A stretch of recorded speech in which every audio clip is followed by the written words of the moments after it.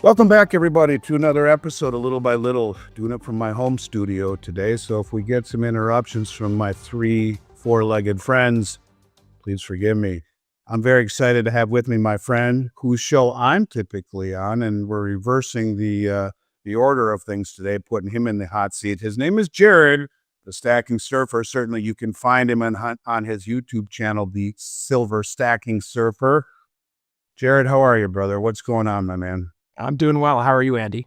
I'm great. It's good to have you here, and it's fun to flip the script on you a little bit, put you in the hot seat. Normally, I'm sitting in the hot seat, but it's been nice watching your channel grow. It's been nice getting to know you.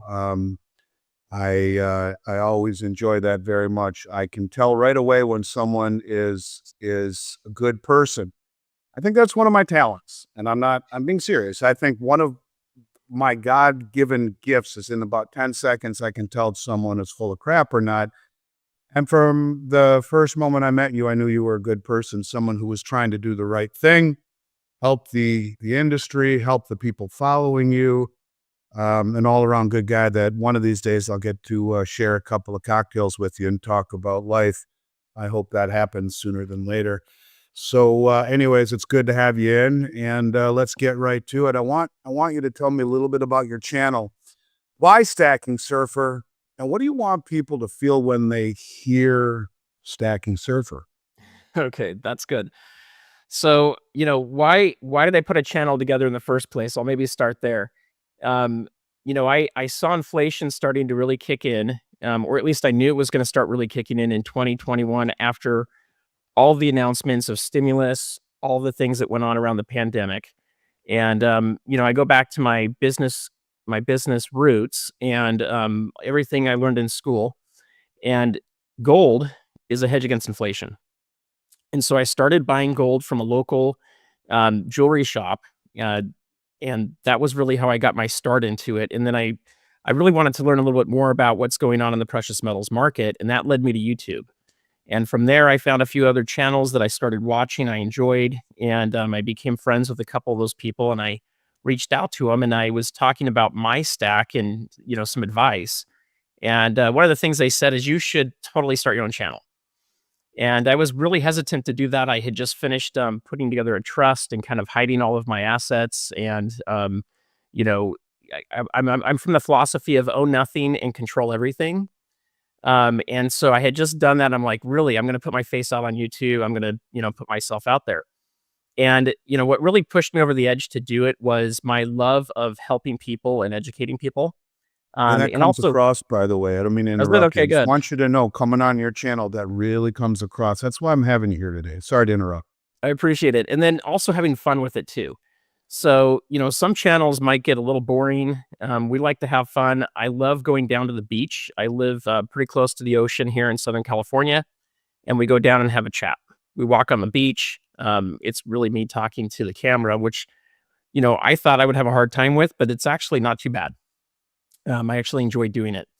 And it was really about helping people understand the difference between being a trader, an investor, and a stacker, and how each of those three have a different way of, uh,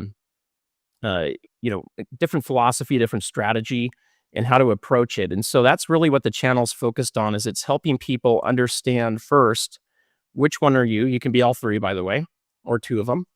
And then it's also helping you understand what kind of a hat, what kind of a strategy to put into place, depending on which of those three buckets you are acting in at the moment, and then how to improve your stack over time. And at the end of the day, it's really, Andy, here to help people understand how to become more financially independent and financially free from the system. Where does surfer come in? And I'm assuming you're a surfer. If so, where's the favorite place you surfed? So my favorite place is North Shore on Oahu, where I've gone surfing. I have health issues, so I don't really get into the huge waves, but I do love surfing. I've got a 9.5 foot longboard, so I typically am doing more of a longboard surfing. And I picked it up about 7 years ago when I moved back to Southern California from living all over the country.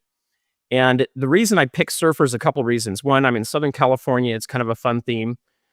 Two, I do like to surf, and it distinguished me from other people that were in chat rooms. And then three, it's surfing the tsunami, the silver tsunami and the gold tsunami that we're just starting to see.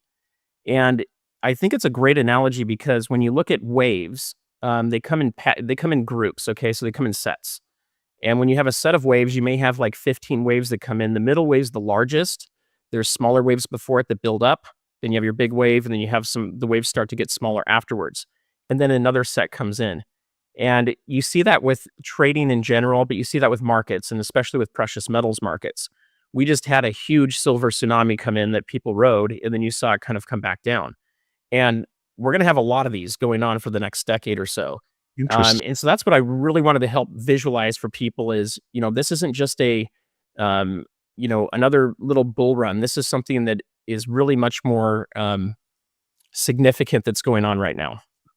Very interesting. Actually, it might be the most interesting thing I've heard since you and I started talking. I didn't know that, but it makes sense. And you find a lot of symmetry in nature, Yes. whether it be in the shape of waves or their formation or how that moves into other things in nature. You see that transition into markets and wave theory, Elliott wave, Kondratiev wave, human emotions, and very interesting. I'm glad I asked you that. All right, let's transition a little bit. Let's talk about what was that moment that you went from interested, as you mentioned, to all in on stacking, and who was it that shaped your thinking early? Okay, so there's a couple points here. My my earliest thing is going back with my dad and starting to collect coins and stamps. If I go back to when I was a kid, And don't so I talk too much about that because that's coming up. I'm going to ask you okay, about that. You know where I'm that was going with my that. earliest. Now, when I go to the transition point of kind of where I really hit off. Um, for me, what it was, to be honest, some of it was doing these fun auctions on YouTube, buying coins. But what really did it for me was when I saw the stock market starting to crash a bit in 2021, and I wasn't sure if it was going to recover in 2022 like it did. But what I Yeah. could see is I could see that gold and silver were starting to become more prominent in the marketplace. People were starting to ask just a little bit more about it. Now, it was still pretty early in those days compared to where we're at today. But really, what did it for me was holding a gold coin, holding silver in my hand. There's something um, ethereal about it, where if you hold it, you can feel the energy of these coins, right? So you can ping the coins, and you can hear the resonation of silver and gold, and it's a nice tone. It's a high vibration. Whereas our other modern coins do not have that. They kind of a dead thud to them, or kind of a shrill. And I think it was the moment where I started getting more of a substantial stack, and I started realizing this isn't just collecting a few coins here. This is a way to save. It's also a way to invest, and it's a way to, um, with things like constitutional silver, to kind of prepare if there's ever a crazy time that comes in the country where we may actually go bartering with the metals again. And that doesn't have to be an end of the world scenario. It could just be that we get into stable coins and digital currencies, and you want to have something that's outside of that to do a little trading with. But I think it was when I started holding more of it in my hands, literally, to where it started to become something that had maybe a real human connection to it than just a stock that you might be trading on an app or a brokerage account. I couldn't agree more, brother. I think that man has been in search of gold and silver for 6,000 years. It's in our DNA, and you do feel it. I always tell people that's why gold has been money for 5,000, 6,000 years. You put it in your hand, you feel it. There, you can't. It's unmistakable. Feel the energy, the vibration, the density. Interesting point. Most people don't get that far past holding a piece of jewelry where you really don't feel it. But maybe the reason you were able to get that to that place was that your family owned a bank. And maybe tell us a little bit about what you learned about money behind the scenes that most people never hear, or how that helped shape your understanding of money, sound money, real money, gold and silver. For sure. So I'll start off with just a little bit of a history there. So my grandfather started a savings and loan in California, and if I recall correctly, it became the highest rated customer service lending institution in the country. In the I think it was in 2006, 2007.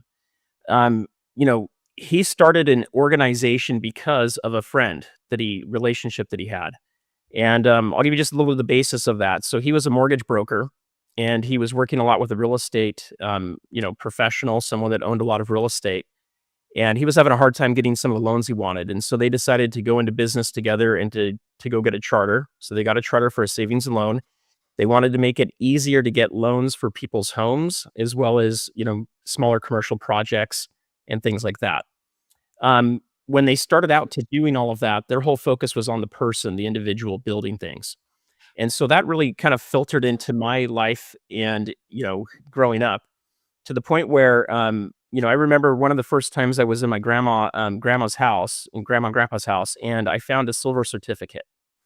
And that stuck with me, and I was so impressed by seeing a silver certificate, and she explained to me what it meant. She let me take it home. And then after that, my dad and we would stop by any of the branches that were local here. We'd pick up any silver that they had exchanged in and turned into the tellers. So we were collecting some of that.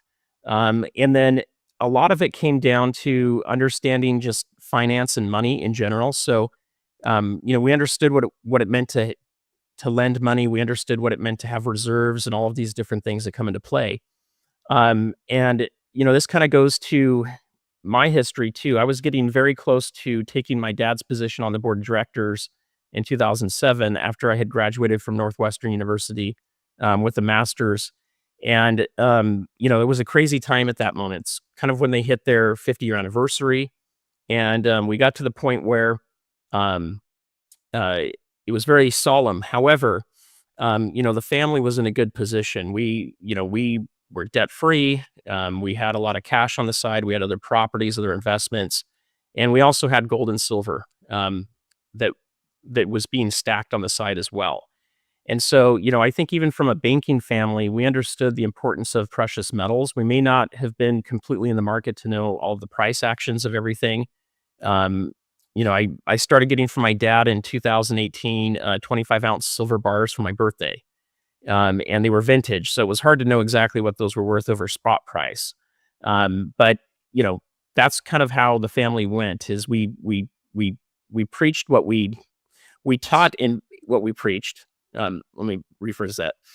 We followed what we preached, and a lot of that came down to being self-independent and being responsible with your money. Not overextending yourself, not having personal debt, but using debt in business situations to grow businesses, things along those lines. And so my first job was working and doing mortgages.